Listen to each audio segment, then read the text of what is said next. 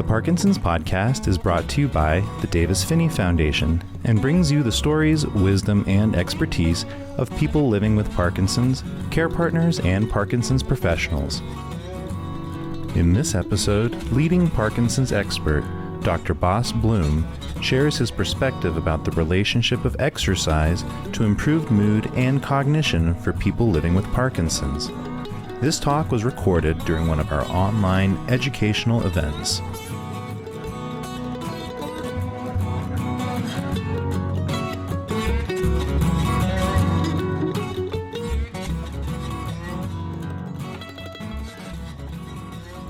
Okay, so today we're going to talk about exercise and how it impacts thinking, cognition, mood, all of those things. So can you talk a little bit generally about what exercise does for the brain? Not necessarily just the Parkinson's brain, but the brain. Like, what value is that exercise for the brain? Well, first of all, if I can expand even a little bit further, exercise is not just good for the brain, and I'll come to the brain in a minute. Exercise is also important to optimize regular bowel movements. Constipation, slow bowel movements, is a core feature of Parkinson's that interferes with the efficacy of oral levodopa medication. So exercise as part of the multifaceted approach to maintain regular bowel movements is critical. We know that osteoporosis, bone weakness, is a common feature in Parkinson's, which combined with the risk of falls leads to hip fractures, and maintaining bone strength requires exercise. So the benefits of exercise extend well beyond the brain. And these are just two examples. I'm not even talking about cardiopulmonary health, etc. Then in general, even before people started to look into the benefits of exercise on the Parkinson brain, we know that regular exercise leads to slower cognitive decline and diminishes the risk of dementia. And I am a strong believer in the use it or lose it concept. And use it or lose it is physical and mental. So we're talking mainly today, I suppose, about physical exercise. But for the folks listening, mental exercise, staying cognitively active, is also very important.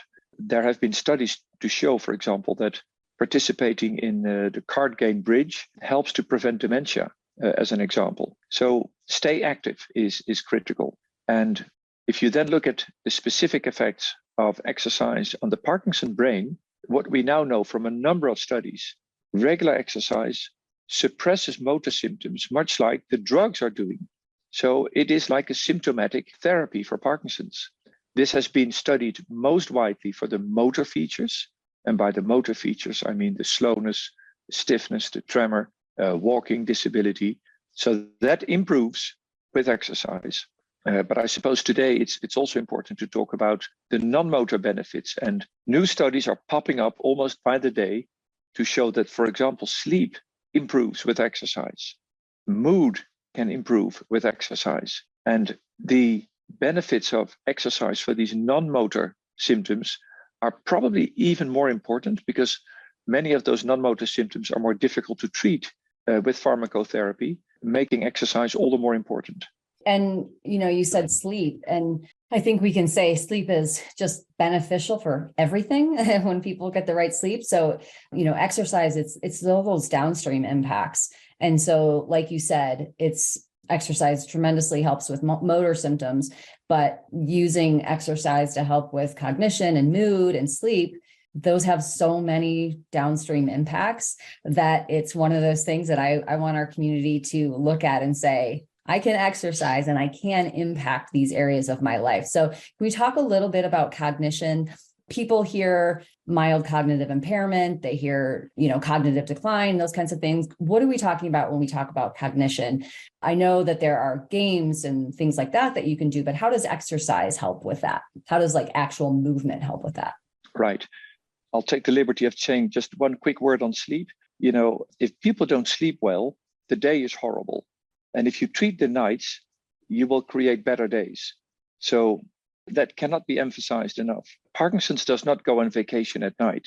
You have Parkinson's day and night. And we tend to focus our efforts on treating the days and we forget about the nights. But you really need good night rest in order to be optimally fit during the day. And regular exercise during the day is part of that multifaceted approach. There's like 10, 12 reasons why people with Parkinson's sleep bad. But if you wake up in the morning and you don't feel well rested, and or if you fall asleep regularly during the day, then go see your physician and talk about it.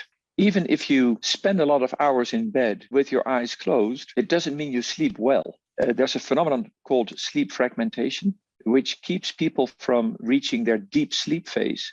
So even though you may spend a lot of hours in your bed, it's a second-ranked sleep that doesn't give you that proper rest, leading to excessive daytime sleepiness during the day. So people may find themselves falling asleep while reading a book, watching television, even during dinner, or while maintaining a conversation. And it's a telltale sign that actually your night is not okay. Right? Like if they don't sleep well, they're tired, they're less likely to exercise, which then exactly is all the other things. They're less likely to eat well, right? Exactly. Then it creates that vicious loop.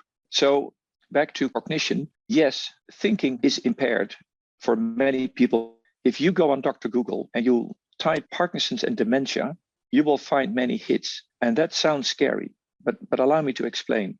When a person has a particular cognitive function, for example, memory or planning or organizational skills, and that ability, that cognitive function has declined to an extent that it hampers you in daily life, that's when you tick the doctor's definition of a dementia. So according to those criteria, surprisingly many people with Parkinson's fulfill doctor's criteria for dementia. But that's a completely different type of dementia from, say, Alzheimer's dementia. What does not happen in Parkinson's is the moment where you don't recognize your loved ones anymore, your children or your spouse, that memory becomes severely impaired. That's not happening in Parkinson's. What is happening is that functions that can be ascribed to the so-called frontal lobe become more rusty. And I use the word rusty, to describe that it's not completely gone, but it becomes more difficult. And talking about organizational skills, for example, somebody who used to plan the trip, we're going to Lake Tahoe tomorrow, and then you need to plan the driving, packing your car, and the man or the woman who usually did the planning is now not having the oversight anymore, which may even lead to panic or anxiety. Initiative, making plans, the one who always said, let's go out for a hike, is now sitting in the corner of the room and doesn't come with plans spontaneously. Multiple tasking, doing two things at the same time, something simple as walking and talking at the same time can become more difficult. So those are all what we call executive functions. And those executive functions definitely become more difficult as the disease progresses. And when it hampers you to an extent that it bothers you, you fulfill the criteria for dementia. So that's why if you go on Google, you'll find it a lot, but it's a whole different type of dementia. It's not to say actually that it's not debilitating. This lack of initiative, the doctor's word is apathy, can be really terrible for the spouse and in particular, because the individual with Parkinson's doesn't bother much, but the spouse goes crazy. Come on, John, let's do something. Oh, it's okay. I'm sort of sitting here, I'm fine. So cognitive functioning is part of Parkinson's. All the more reason to try and prevent that decline from happening through regular exercise. And there's some increasingly good evidence to suggest that exercise helps to maintain cognitive functioning. There are particular drugs originally designed for Alzheimer's disease that can have a modest effect to improve cognitive functioning, particularly when the impairment is only mild. One thing that I should mention before I forget is that another feature that's quite common in Parkinson's is a depression. A depression is common for at least two reasons. One is you may just feel sad, you feel grief because of the diagnosis, just like when you would lose a leg, right? You're sad with the diagnosis. The other reason is that the lack of dopamine, which people tend to equate with motor disability, the same lack of dopamine is actually the cause for a depression, also implying that optimizing the dopaminergic medication is a good antidepressant.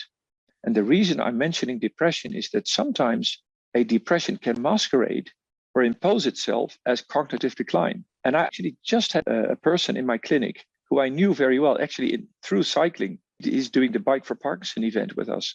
And he came up to me and with tears in his eyes, and he said, my cognition is beginning to fail, and I'm entering a more difficult phase. In hindsight, he had a depression. And the good news is we worked on the depression. We got him back on his exercise bicycle, and I saw him last time, and he had 2 thumbs up. and was much better. So when cognition isn't fine, just like the story about the athlete, everything needs to be right. Your mood, your sleep, everything. And you need to work on it.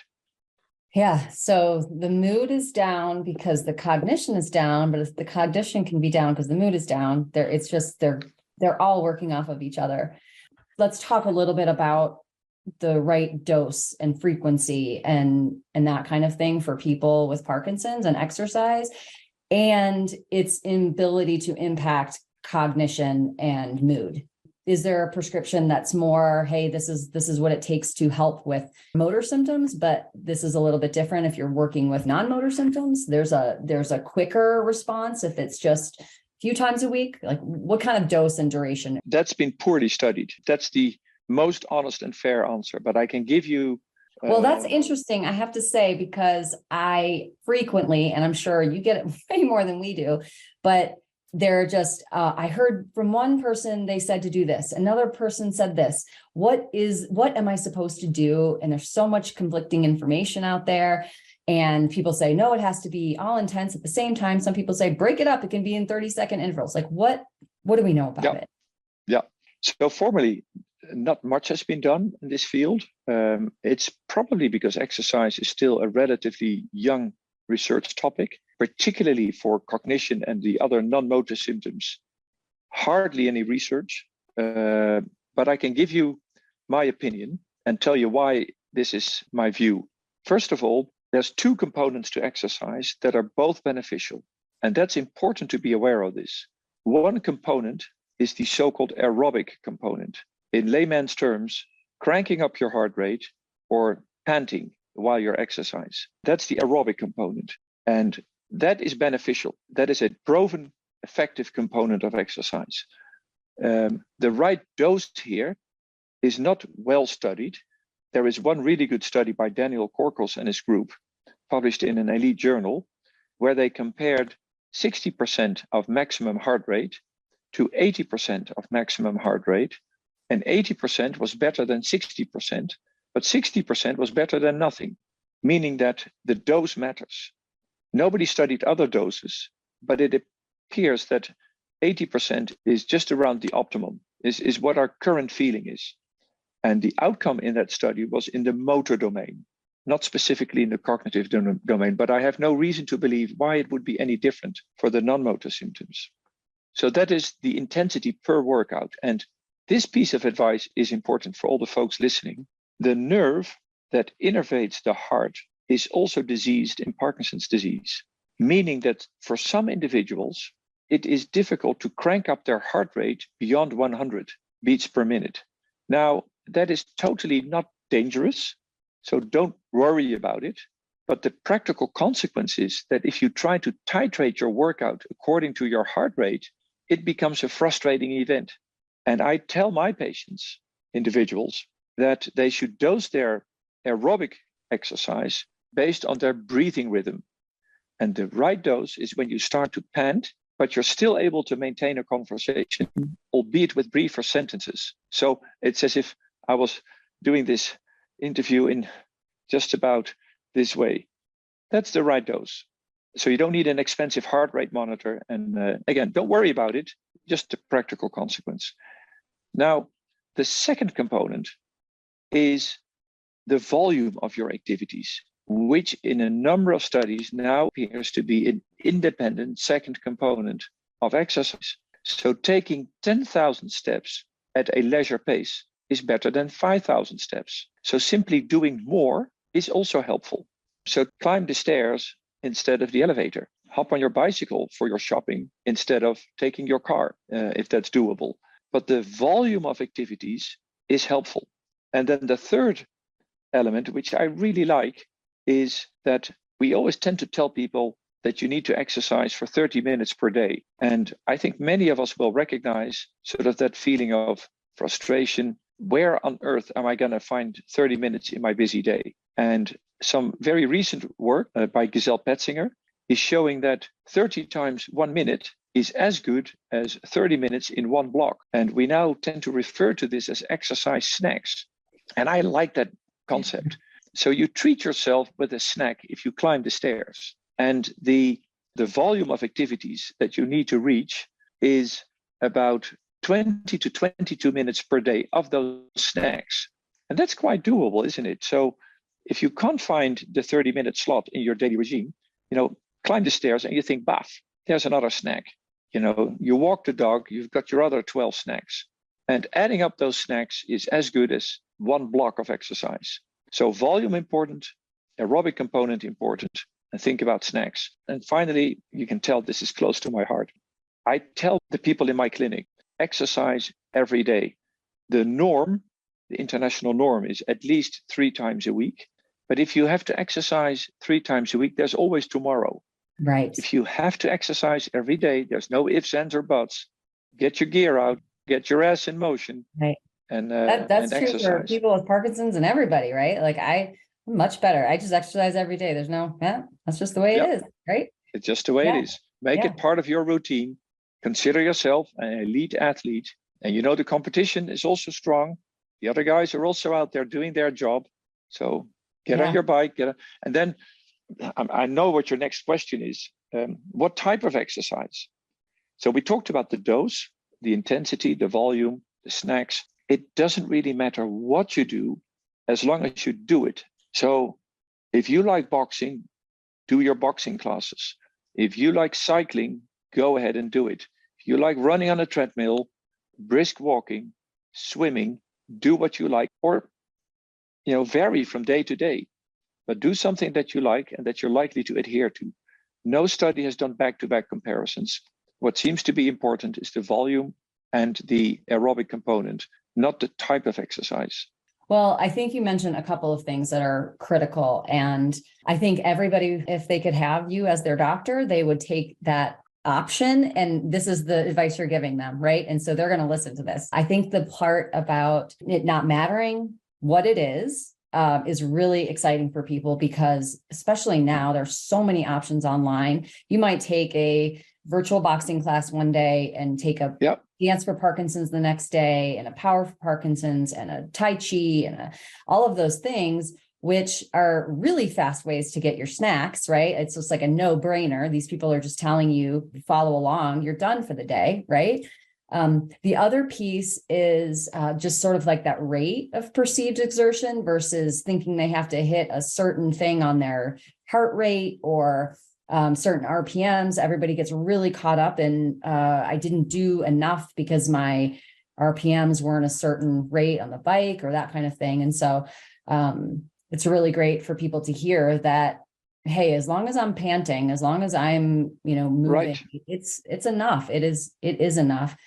And then I think the other piece that's really important and empowering is that this is all an experiment for people, and they can learn. Once you start to understand this exercise is important, you're going to start to feel the effects and the value of exercise. And then you might say, hey, actually, I feel better when I go for a 3-mile walk than I do, after a really intense boxing class, because for whatever reason, it's just gentler for me. I actually get benefits from being outside in nature and walking my dog. And those are other impacts that go along with my exercise that helps me in my day.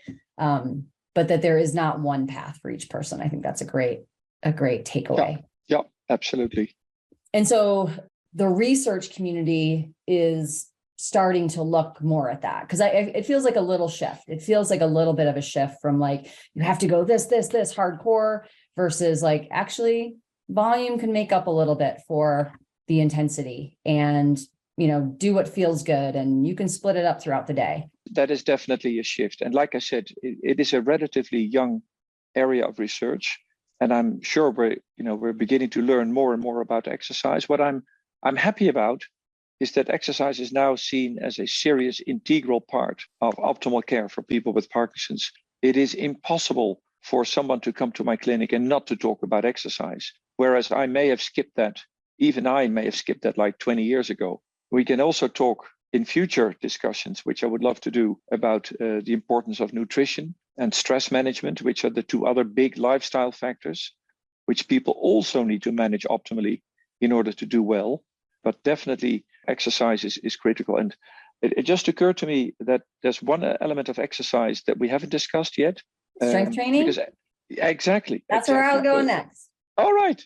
That's great. Can you talk to us about why is that so important? We talked a little bit about osteoporosis earlier, so let's maybe weave some of that in. Right. Again, exercise is sort of a container term, isn't it? And under that sort of umbrella is aerobic exercise, the volume, the snacks, but also strength training. And the reason strength training is also important is that loss of muscle strength is a common feature for people with Parkinson's as the disease progresses.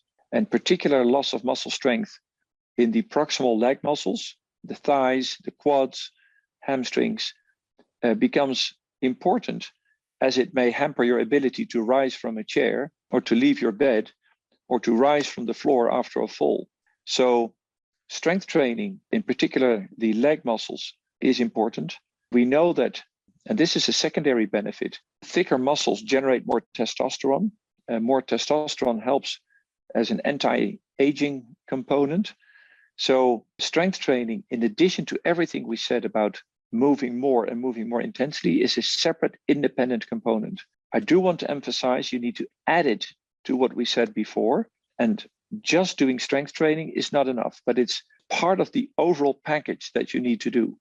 And strength training really helps with balance and your ability to catch yourself before you fall, not only just getting up after you do fall, but being able to catch yourself before you fall. Absolutely. I completely agree. So if somebody wanted to start incorporating that, what would, on top of what we've already talked about, 30 minutes a day at least of, panting and working out hard and working your heart, what would you add to how much strength training would you recommend? In all fairness, I don't know. So there's two things that I would like to say is, one is find an exercise trainer. Don't do this by yourself. I would try to find a coach that looks at your current strength levels, your abilities. And the second main advice is with that coach is build it up. You don't have to be Arnold Schwarzenegger tomorrow, right? But building this up, because the last thing you want is an injury. And if you don't dose your strength training well, you may run into injuries. And as you grow older, and boy, do I know from experience, it takes longer to heal. And then an injury is really frustrating. It's frustrating for me while I'm fit. If you've got Parkinson's and an injury keeps you from exercising, that's extra frustrating. So you can set your targets high, but start small, think big, act fast. I like it. And the other thing about strength training is it actually makes your other workouts more comfortable and better. You actually improve in the other things. So there's a lot of great reasons for a strength training. Yep. Great. Absolutely. So is there anything else that you want to share with our community about exercise and before we sign off? Well, maybe one thing that's nice to mention is that there are now two studies, one by Daniel Corcos, one by my group, to show that exercise not only works as a drug in suppressing the symptoms, it appeared to stabilize disease progression. Now, to make the claim that exercise is a disease-modifying intervention goes too far. But my group this year in Annals of Neurology, which is one of the elite journals in our field, showed that in a big exercise study where people cycled on a home trainer on a stationary bicycle for 30 to 45 minutes, 3 times a week, what we showed that compared to a control group that was merely doing stretching exercises, the brain atrophy, the shrinking of the brain, which is happening in all of us, was stopped. And that the brain in the exercise group started to make new functional connections between the diseased basal ganglia and the healthy cortex. So brain plasticity induced by exercise in elderly folks with Parkinson's. Boy, if that shouldn't stimulate all of you to hop on your bicycle, jump on your treadmill, to start exercising, then I've done something wrong today. Right. That wasn't just stopping. That was actually improving. That was creating new neural networks. Exactly. It was creating new not new neurons, but the existing neurons made new connections to other neurons. So I tell people in my clinic, if you're sitting on the sofa and you're not motivated to exercise, think all those new connections promoted by exercise. Right. I mean, that should really motivate people. So that's one thing that I wanted to share with folks. It may well be that exercise helps to slow down disease progression. Out of all the drugs 30, 40, 50 drugs are being tested today for their disease-modifying potential.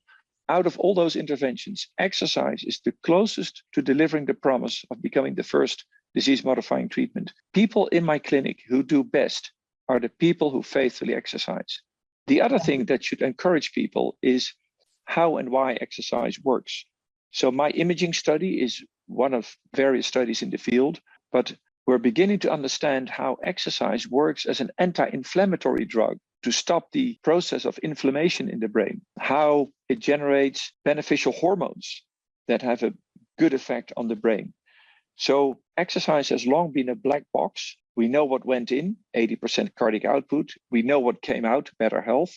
But now we're beginning to understand the effective components of exercise better. And I like to share that with folks because knowing that there is a good scientific rationale behind the treatment should motivate you even more to faithfully exercise. Right. I will go back to this story all the time, but one of our ambassadors who's very active in the Parkinson's community, and she's told us that when she came to many years ago, came to a Davis Phinney Victory Summit event and met these people and learned about exercise. And she said, all of her friends are basically immobile or dying, and she's thriving. And everyone else in our community that's like this learning about exercise saved them. I know a lot of times we're preaching to the choir, a lot of people in our community are already exercising, but a lot of people are new. And it's really important that they get that message because it can be the difference between kind of shutting down and thriving and continuing to live a really long, great life with Parkinson's. Absolutely. Well said. Thank you so much for talking to me today. And I look forward to sharing with everybody. In closing, I just want to thank the foundation for supporting our work at my center. You've been a faithful fan of the stuff that we're doing. We're doing work, research into the benefits of exercise, not just for people who have Parkinson's, but really exciting new work to see if exercise can help to prevent or postpone Parkinson's in those at risk.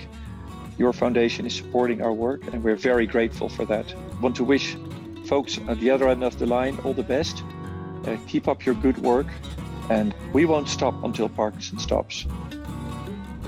Thank you for joining us for this episode of the Parkinson's Podcast. For more information about the Davis Phinney Foundation and to learn about educational offerings and community events for people affected by Parkinson's, please visit davisphinneyfoundation.org or dpf.org. This podcast includes information about Parkinson's and insights from our Parkinson's community. It is not intended as a substitute for treatment advice from your own medical providers.